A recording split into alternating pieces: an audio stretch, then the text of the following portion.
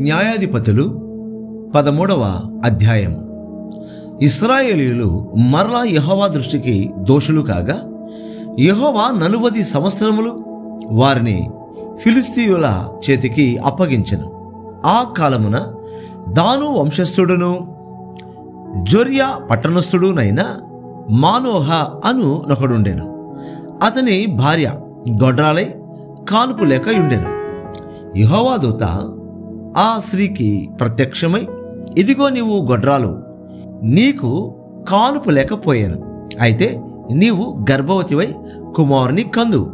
కాబట్టి నీవు జాగ్రత్తగా ఉండి ద్రాక్షారసమునే గాని మద్యమునే గాని త్రాగకుండుము, అపవిత్రమైన దేనినైనను తినకుండుము.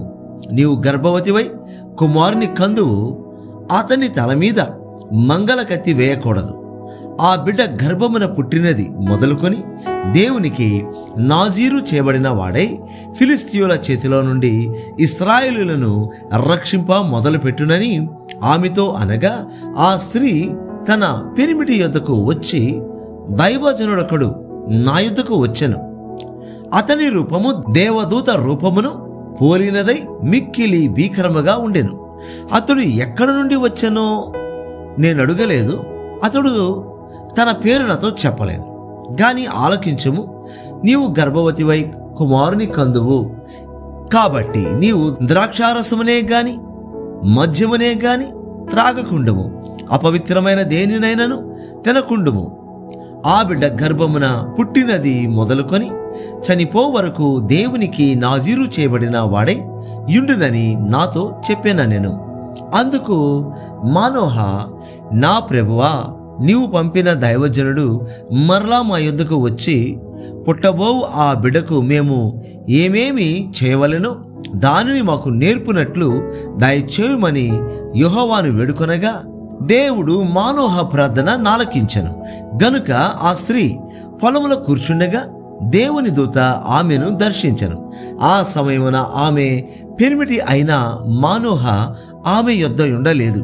గనుక ఆ స్త్రీ త్వరగా పరుగెత్తి, ఆనాడు నా యొద్దకు వచ్చిన పురుషుడు నాకు కనబడెనని అతనితో చెప్పాను.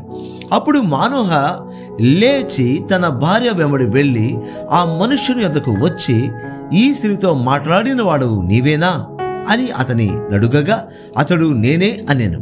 అందుకు మానోహ, కావున నీ మాట నెరవేరునప్పుడు ఆ బిడ్డ ఎట్టివాడగునో అతడు చేయవలసిన కార్యమేమిటో తెలుపుమని మనవి చేయగా, యెహోవా దూత, నేను ఆ స్త్రీతో చెప్పినదంతయు ఆమె చేకొనవలెను.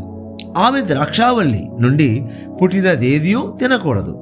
ఆమె ద్రాక్షారసమునైనను మద్యమునైనను త్రాగకూడదు, అపవిత్రమైన దేనినైనను తినకూడదు. నేను ఆమెకు ఆజ్ఞాపించినదంతయు ఆమె చేసుకొనవలెనని మానోహతో చెప్పాను. అప్పుడు మానోహ, మేము ఒక మేకపిల్లను సిద్ధపరిచి నీ సన్నిధిని ఉంచే వరకు నీవు ఆగుమని మనవి చేసుకొనుచున్నామని యెహోవా దూతతో చెప్పగా, యెహోవా దూత, నీవు నన్ను నిలిపినను నీ భోజనము నేను తినను.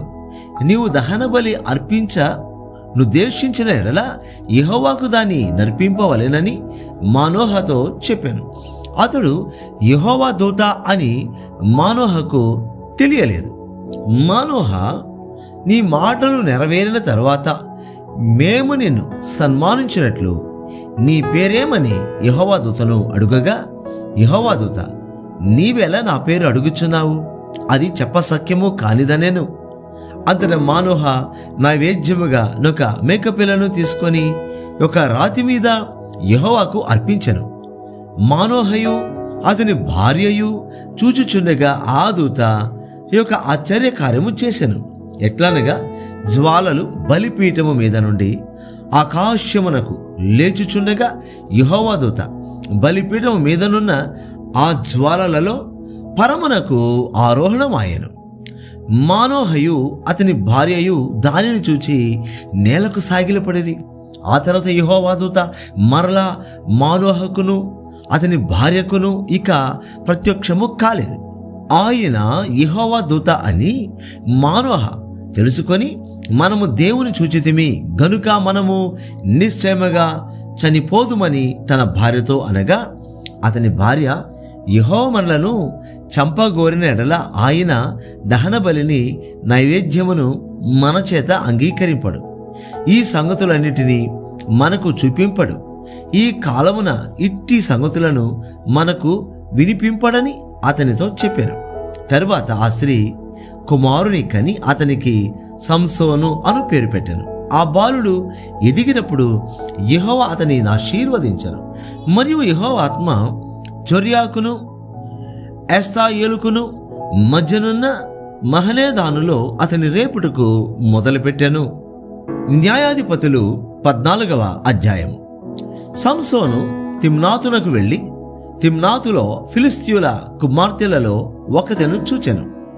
అతడు తిరిగి వచ్చి, తిమ్నాతులో ఫిలిష్తీయుల కుమార్తెలలో ఒకతెను చూచితిని, మీరు ఆమెను నాకిచ్చి పెండ్లు చేయవలెనని తన తల్లిదండ్రులతో అనగా, వారు నీ స్వజనుల కుమార్తెలలోనే గాని నా జనులోనే గాని స్త్రీ లేదనుకొని సున్నతి పొందని ఫిలిష్తీయులలో నుండి కన్యను తెచ్చుకొనుటకు వెళ్ళుచున్నావా అని అతని అడిగిరి.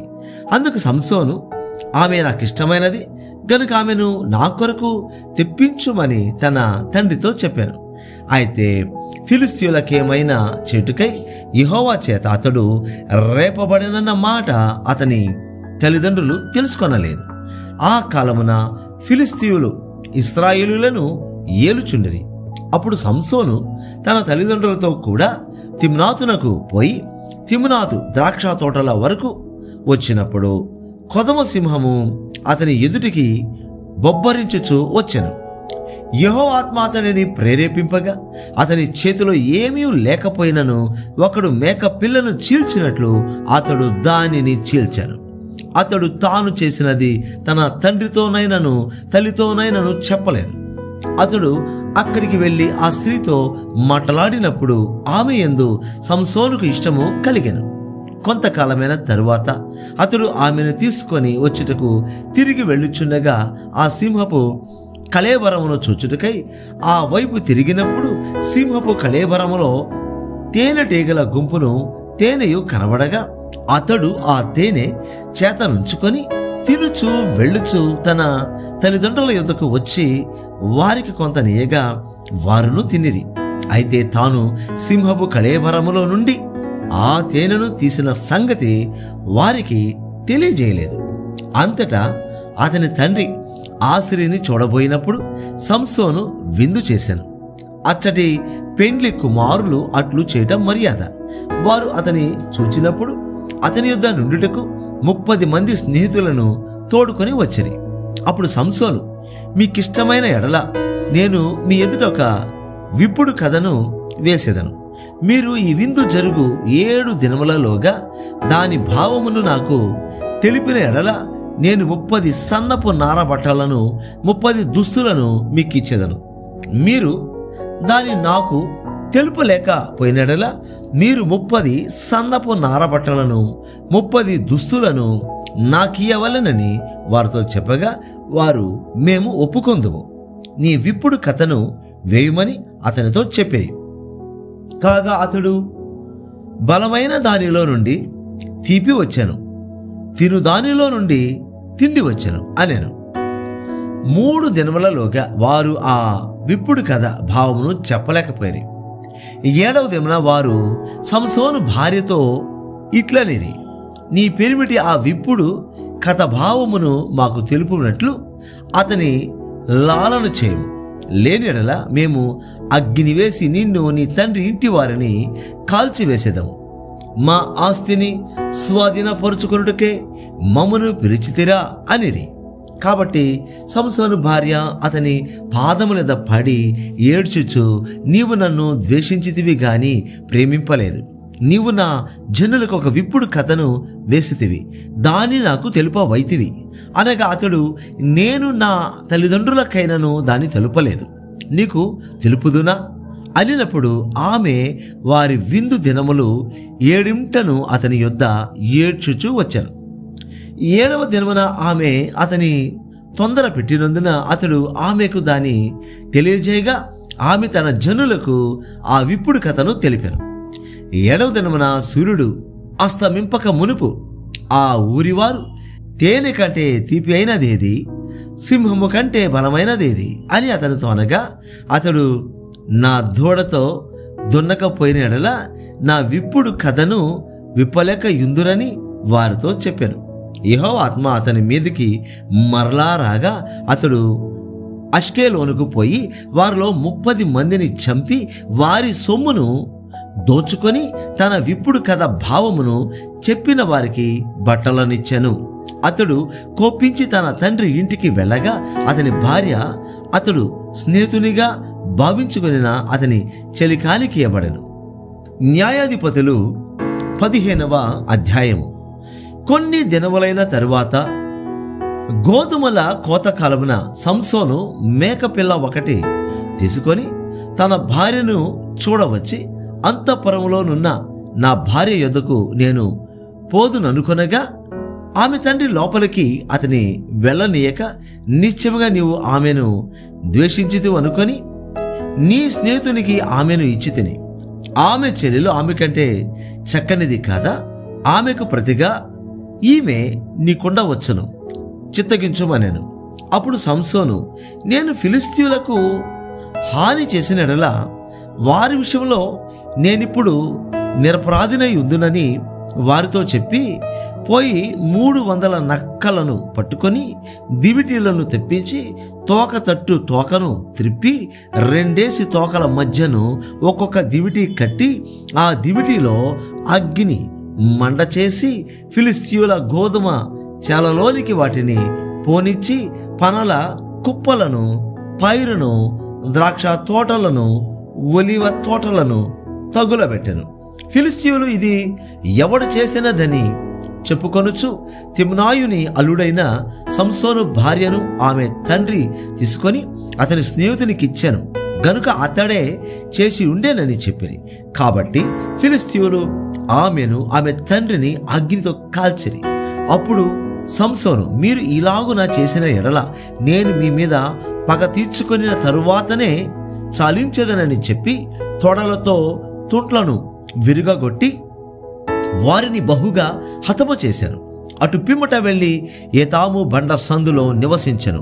అప్పుడు ఫిలిష్తీయులు బయలుదేరి యూదా దేశంలో దిగి చెదరి లేహీలో దోపిడి కొరకై దండు కూర్చెరి.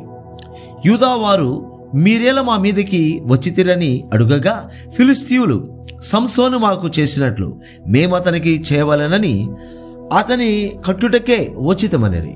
అందుకు యూదా జనులలో 3000 మంది ఏతాములోని బండ యొద్దకు పోయి సంసోనును చూచి, ఫిలిష్తీయులు మనకు ఏలికలని నీకు తెలియదా? నీవు మాకేమి చేసితివని చెప్పగా అతడు, వారు నాకెట్లు చేసిరో అట్లే నేను వారికి చేసి తినెను. అందుకు వారు, మేము ఫిలిష్తీయుల చేతికి అప్పగించుటకు నిన్ను కట్టవచ్చితమని అతనితో అనగా సంసోను, మీరు నా మీద పడకుండునట్లు నాతో ప్రమాణము చేయుడనెను. అందుకు వారు, అలాగూ కాదు, నిశ్చయముగా మేము నిన్ను చంపము గాని నిన్ను గట్టిగా కట్టి వారి చేతికి మేము అప్పగించదమని చెప్పి 2 క్రొత్త తాళ్ల చేత అతని కట్టి ఆ బండ యొద్ద నుండి అతని తీసుకొని వచ్చిరి. అతడు లేహికి వచ్చే వరకు ఫిలిష్తీయులు అతనిని ఎదుర్కొని కేకలు వేయగా యెహోవా ఆత్మ అతని మీదికి బలముగా వచ్చినందున అతని చేతులకు కట్టబడిన తాళ్ళు అగ్ని చేత కాల్చబడిన జనుప నారవలే నాయను. సంకెళ్ళను అతని చేతుల మీద నుండి విడిపోయాను. అతడు గాడిద యొక్క పచ్చి దవడ ఎముకను కనుగొని చెయ్యి చాచి పట్టుకొని దాని చేత 1000 మంది మనుషులను చంపెను. అప్పుడు సంసోను గాడిద దవడ ఎముకతో ఒక కుప్పను 2 కుప్పలను నేను చంపి ఉన్నాను, గాడిద దవడ ఎముకతో 1000 మంది నరులను చంపి ఉన్నాను అనెను. అతడు చెప్పుట చాలించిన తరువాత ఆ దవడ ఎముకను చేతి నుండి పారవేసి ఆ చోటుకి రామత్లెహి అను పేరు పెట్టెను. అప్పుడు అతడు మిక్కిలి దప్పిగొనినందున యెహోవాకు మొరపెట్టి, నీవు నీ సేవకుని చేతి వలన ఈ గొప్ప రక్షణను దయచేసిన తరువాత నేనిప్పుడు దప్పి చేతను చచ్చి సున్నతి పొందని వారి చేతిలోనికి పడవలెనా అని వేడుకొనగా దేవుడు లేహిలోనున్న ఒక గోతిని చీల్చెను. దాని నుండి నీళ్లు బయలుదేరను. అతడు త్రాగిన తరువాత ప్రాణము తెప్పరిల్లి బ్రతికెను. కాబట్టి దాని పేరు నేటి వరకు ఏన్హక్కోరే అనబడెను. అది లేహిలోనున్నది. అతడు ఫిలిష్తీయుల దినములలో 20 ఏండ్లు ఇశ్రాయేలీయులకు న్యాయాధిపతి అయి ఉండెను.